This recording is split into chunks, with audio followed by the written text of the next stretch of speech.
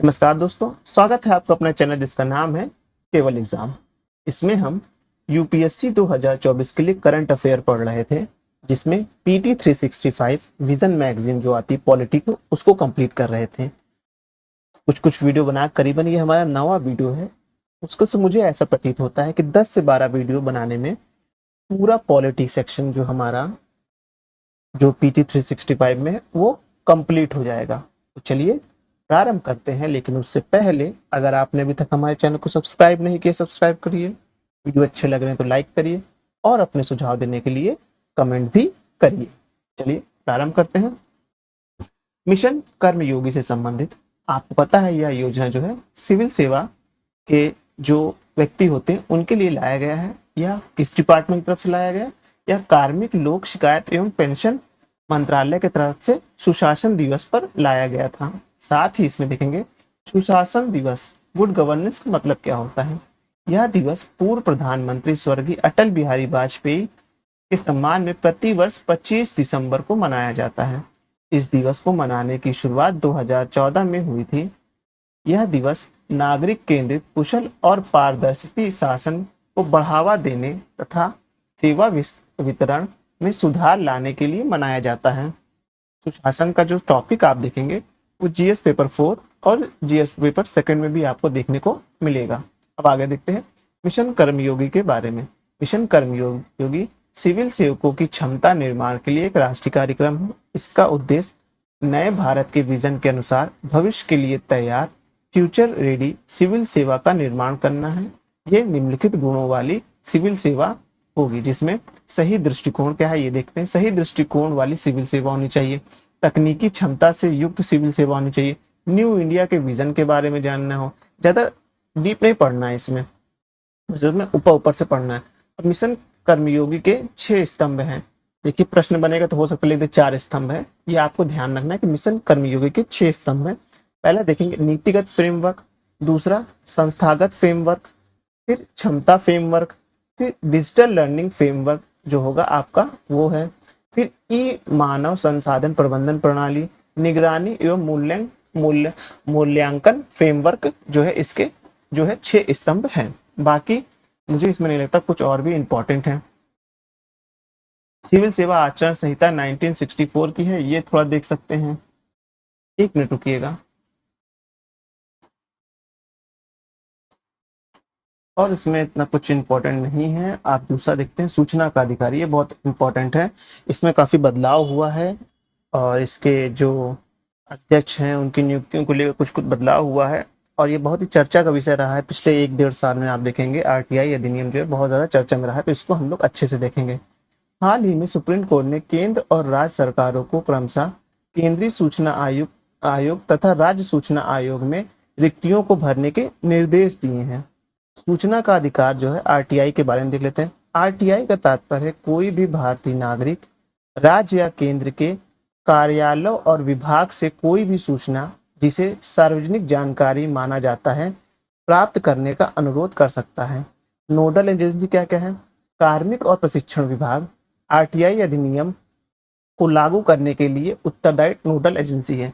यानी आरटीआई किसके अंतर्गत काम करेगा? वो कार्मिक एवं प्रशिक्षण विभाग के अंतर्गत है।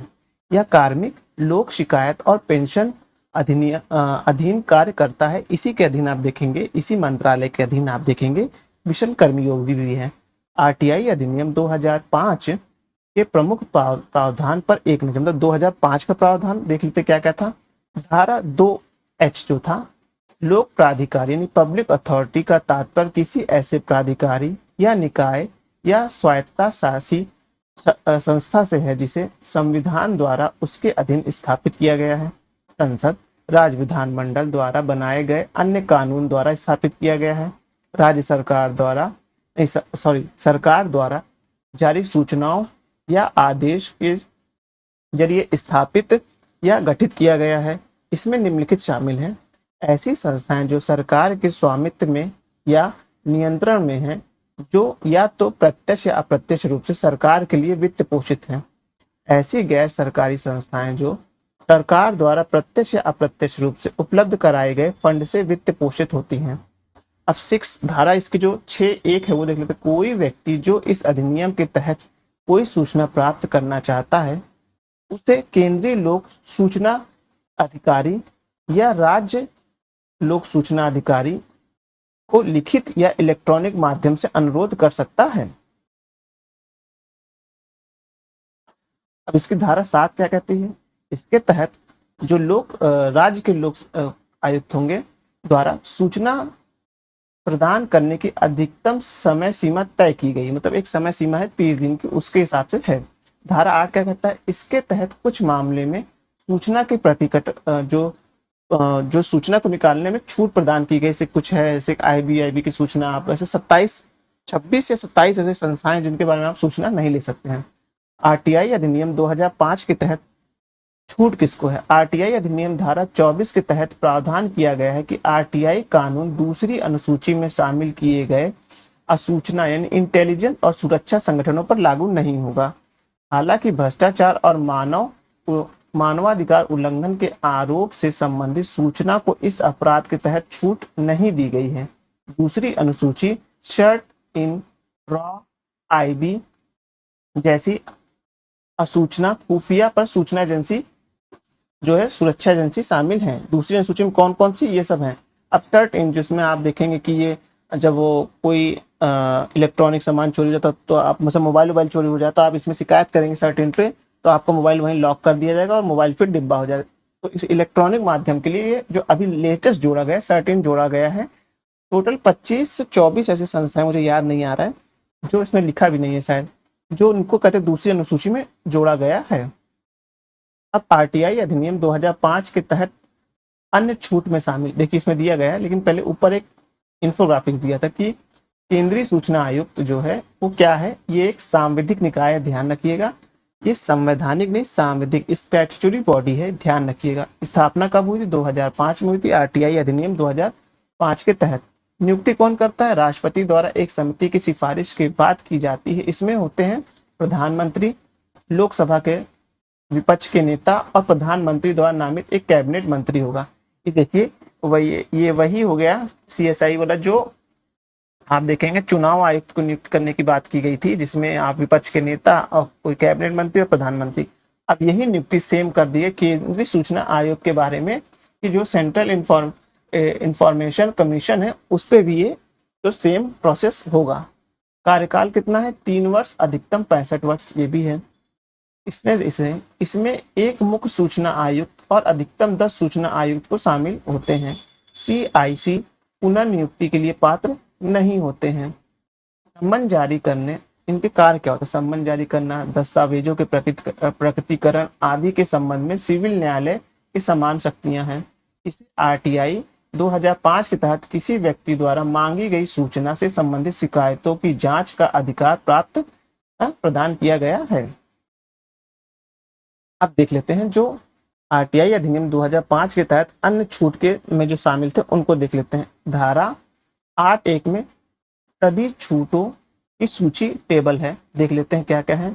ऐसी सूचना जिसके प्रकट करने से भारत की संप्रभुता, अखंडता, राज्य की सुरक्षा, राजनीतिक, वैज्ञानिक एवं आर्थिक हित, अन्य देशों के साथ संबंध पर प्रतिकूल प्रभाव पड़े हो, किसी अपराध को बढ़ावा मिलता हो, तो ऐसी सूचना है। फिर उसके बाद देखेंगे ऐसी सूचना जिसके प्रकट करने से न्यायालय की अवमानना होती हो, ऐसी सूचना जो संसद या राज्य विधानमंडल के विशेषाधिकार का उल्लंघन करती हो, किसी विदेशी सरकार से विश्वास पर प्राप्त सूचना।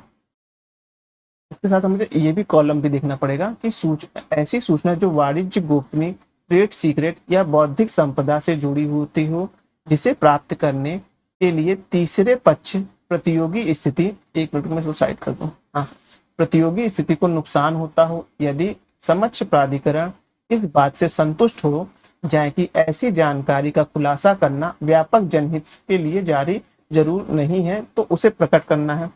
फिर है ऐसी सूचना जिसे प्रकट करने से किसी व्यक्ति के का जीवन या शारीरिक सुरक्षा खतरे में पड़ सकती हो, ऐसी सूचना जो आपराधिक के जांच के या गिरफ्तार या अभियोजन की प्रक्रिया में बाधा उत्पन्न कर सकती हो।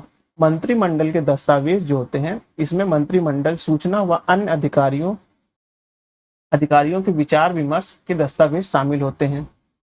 किसी व्यक्ति को उसकी विश्वास्यता संबंध से संबंधित सूचना के मामले में यदि समक्ष प्राधिकार इस बात से संतुष्ट हो जाए कि ऐसी जानकारी का खुलासा करना व्यापक जनहित के लिए जरूरी है तो प्रकट करना होगा।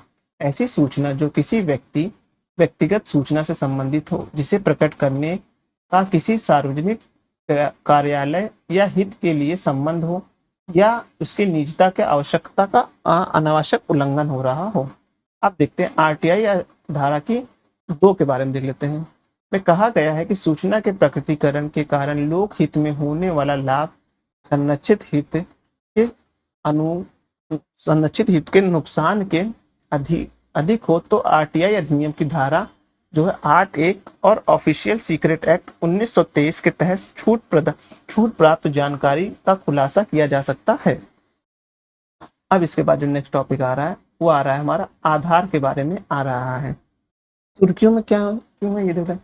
इलेक्ट्रॉनिक्स और सूचना प्रौद्योगिकी मंत्रालय ने सरकारी मंत्रालय एवं विभागों के अलावा अन्य संस्थाओं को भी आधार प्रमाणीकरण के प्रयोग में सक्षम बनाने हेतु नियमों को प्रस्तावित किया है। इसका प्रस्ताव नागरिकों को प्रदान की जाने वाली सेवाओं के वितरण को और अधिक बेहतर बनाने के लिए किया गया है। अब अन्य संबंधित तथ्य देखते हैं। वर्तमान में मंत्रालय और विभागों को 2020 के नियमों के तहत आधार प्रकटीकरण को लागू करने की अनुमति दी गई है। बाकी इसमें और कुछ नहीं है ऐसा। ये यूडीआई निकालता है, जैसा कि आपको पता ही है, और इसमें विशिष्ट 12 अंक होते हैं और बायोमेट्रिक इलेक्ट्रॉनिक माध्यम, और इसमें कुछ इतना इम्पोर्टेंट नहीं है। हाँ, ये देख लेते हैं यूआईडीआई के बारे में देख लेते हैं क्या है, मतलब इसकी संस्था का कैसे स्थापना हुई ये देख लेते हैं। उत्पत्ति कैसे हुई इसकी। अब भारतीय विशिष्ट पहचान प्राधिकरण जो आपके आधार निकालते हैं, इसे इलेक्ट्रॉनिक और सूचना प्रौद्योगिकी मंत्रालय के अंतर्गत भारत सरकार द्वारा आधार अधिनियम 2016 के प्रावधान के तहत स्थापित किया गया है। तो आधार तो पहले से आया था, लेकिन इसको यूआईडीएआई के तहत 2016 में अधिनियम बना के कार्य किया गया। कार्य क्या है। विशिष्ट पहचान संख्या अर्थात आधार जारी करना, आधार के सभी चरणों का संचालन और प्रबंधन करने सहित आधार का नामांकन और प्रकटीकरण करना, व्यक्तियों को आधार जारी करने हेतु नीति प्रक्रिया और प्रणाली विकसित करना, व्यक्तियों की पहचान संबंधित जानकारी और प्रमाणीकरण रिकॉर्ड को सुरक्षित करना है। अब है आगे टॉपिक क्या है, ऑनलाइन गेमिंग से संबंधित आया है। इलेक्ट्रॉनिक सूचना प्रौद्योगिकी मंत्रालय द्वारा आईटी अधिनियम के तहत निकाला गया है ये 2021 में जो संशोधन करके। इसमें से मेन बता रहा हूँ क्या है। इस संशोधन के उद्देश्य में ऑनलाइन को जो भ्रामक जानकारी प्रदान की जाती है उसको रोकने के लिए बनाया गया है, आप देखेंगे। उसके बाद यह आईटीआई अधिनियम 2021, पहले ये आईटीआई अधिनियम सन 2000 का था, उसके तहत लागू होता था। ये देखिए धारा 87 के तहत उस वक्त लागू होता था। सोशल मीडिया मध्यवर्ती विनियामक एवं आईटी अधिनियम 2021 लागू किया जाएगा। अब ऑनलाइन गेमिंग के लिए जो नियम की प्रमुख विशेषताएं क्या है वो देखिए। स्पष्ट परिभाषा क्या है।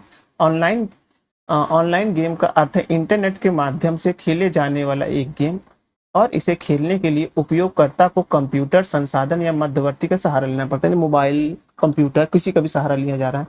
ऑनलाइन गेमिंग मध्यवर्ती कौन है का अर्थ है किसी भी ऐसे मध्यवर्ती से है जो कंप्यूटर संसाधन के उपयोगकर्ताओं को एक या एक से अधिक गेम खेलने में सक्षम बनाता है। अब है मध्यवर्ती की भूमिका। किसी भी ऐसे ऑनलाइन गेम को होस्ट, प्रकाशित या साझा नहीं करने के लिए पर्याप्त प्रयास करना जो उपयोगकर्ताओं को नुकसान पहुंचाता हो। हाँ, और इसमें कुछ नहीं है।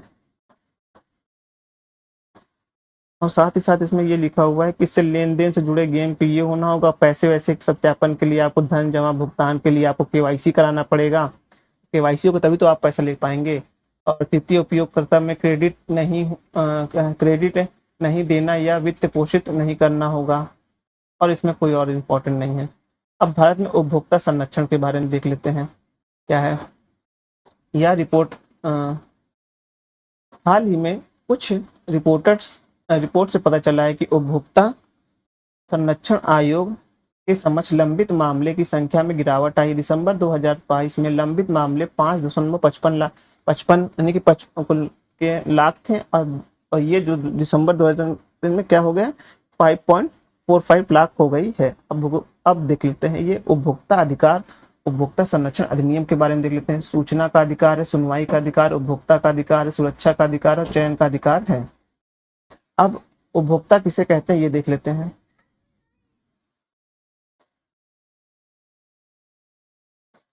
और उसके बाद इसमें कुछ खास नहीं, वस्तु सेवा ये देख लीजिए। सूचना का अधिकार है, उपभोक्ता को अधिकार क्या क्या है ये देख लीजिए। सूचना का अधिकार है, सुनवाई का अधिकार, उपभोक्ता शिक्षा का अधिकार है, सुरक्षा का अधिकार है। हाँ, उसके बाद चयन का अधिकार है कि उपभोक्ता चुन सकता है क्या क्या उसमें उसको प्राप्त हो सकता है। और इसमें और कुछ नहीं है। सेलिब्रिटी इन्फ्लुएंसर और कहते हैं वर्चुअल दिशा निर्देश, ये भी कुछ इंपॉर्टेंट टॉपिक नहीं, इसमें बस भ्रामक जो लोग पैसा लेके विज्ञापन करते हैं उनको बताना पड़ेगा। कोई भ्रामक विज्ञापन नहीं दे सकते हैं। हाँ, किसी उपभोक्ता को के संरक्षण से संबंधित होना चाहिए, ये सब इसमें बात की गई है और इसमें कुछ इंपॉर्टेंट नहीं है। और अनुसूचित जनजाति और अन्य परंपरा वन निवासी अधिनियम 2006 के बारे में ये देख लेते हैं, इंपॉर्टेंट है। हाल ही में एक रिपोर्ट ने राज्य में वन अधिनियम के तहत वन भूमि संबंधित लगभग 40% दस्तावेज खारिज कर दिए हैं। वन अधिकार अधिनियम 2006 के बारे में देख लेते हैं क्या। वन में निवास करने वाले जनजाति समुदाय और अन्य परंपरागत वनवासी को निवास के लिए या आजीविका के लिए वन संसाधनों पे मान्यता देने से संबंधित है। मतलब कि जो लोग वन में रहते हैं वो उस चीज को यूज कर सकते हैं, जो अन्य व्यक्तियों के लिए जो मना है कि आप ये यूज नहीं कर सकते हैं, वह कार्य नहीं कर सकते हैं, आप उसको यूज कर सकते हैं। मतलब जो वन में रहने वाले लोग रहेंगे उसको यूज कर सकते हैं, उनके लिए रोक टोक नहीं है। इसी के बारे में है।